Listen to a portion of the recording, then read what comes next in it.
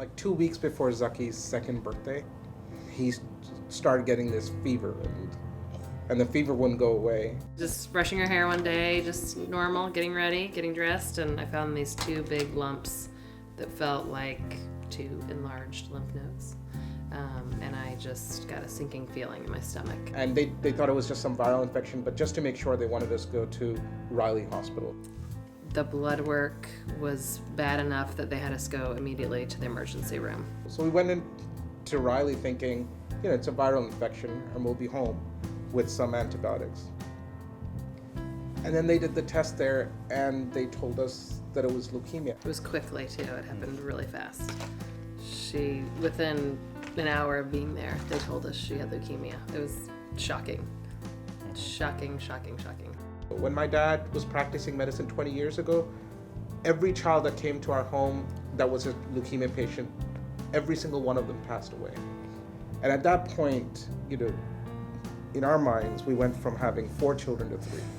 We went from the morning that day, having a child who had never had anything wrong with her, to being told she was diagnosed with leukemia. I think it was about a month later they were talking about it and I was listening. And then it kind of finally hit me that he has leukemia, but it will get better. It was just so strange. It was a weird feeling. And another thing you don't realize when it starts is how long the treatment is. Her total treatment length was 27 months. One of the first things they did was they put a port right here. So this port was the way in which chemotherapy was put into his body. Because it's so overwhelming, each bone marrow biopsy, each blood draw, each chemo treatment, it's just too much to handle for anyone to think about their child going through all of this. When we went to the hospital, the first time we went to go see his spinal tap being done, it was like I started crying when I was watching him. At first I thought it was kind of funny because they put laughing gas on him and he was acting all goofy. And then I saw them put the needle in his back, and at that point I just started crying. It was she had a hard time, but she was the toughest 2-year-old I've ever seen in my life. And the nurses all said that she took the medicine. She never argued about the medicine. She never spit it out. They had divided his whole 2.5 years into phases. So each phase was like 3.5 to 4 months long. So I would have it, 2 pages worth of the dates, and on this day he takes this medicine, on this day he takes this medicine, and as the day finished, crossed it out with a red pen. So Even if you didn't remember to give him the medicine, he would remind you, Yeah. like, I have to take Zephyr. Sometimes I would be like, okay, Zaki, it's time for bed. And he was like, you didn't give me my medicine today. I was like, oh, okay, let's go. So this past fall, Maeve had completed all her treatments and she didn't have to take any more. Maeve, what did you get to stop taking? Red Yaki. Yep, you didn't have to take any more red Yakis, which was our code for her chemotherapy she got every night. Riley has this tradition where you ring a bell, to sort of say the treatment has ended. He has a little suit with a tie and everything, and he was like, I'm going to wear my suit, I'm going to wear my suit. And are you all done? And no more chemo. And no more chemo. That's right.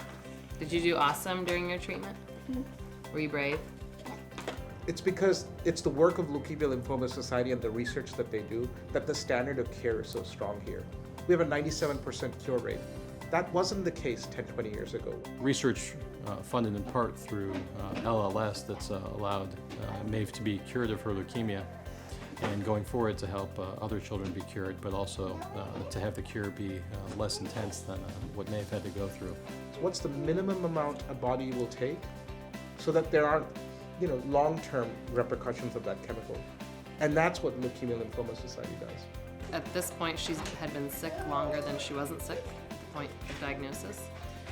But now we're looking forward. We know she actually has honestly not been sick a single time, not with a cold, nothing, since she's into treatment. And we're looking forward to a lifetime of healthiness for her. And we just know she's gonna do it. She's gonna be fine. People used to ask me, how's he doing? And I'd say, of all the forms of cancer he could have gotten, he got the best kind. Right? And that's because of organizations like Leukemia Lymphoma Society.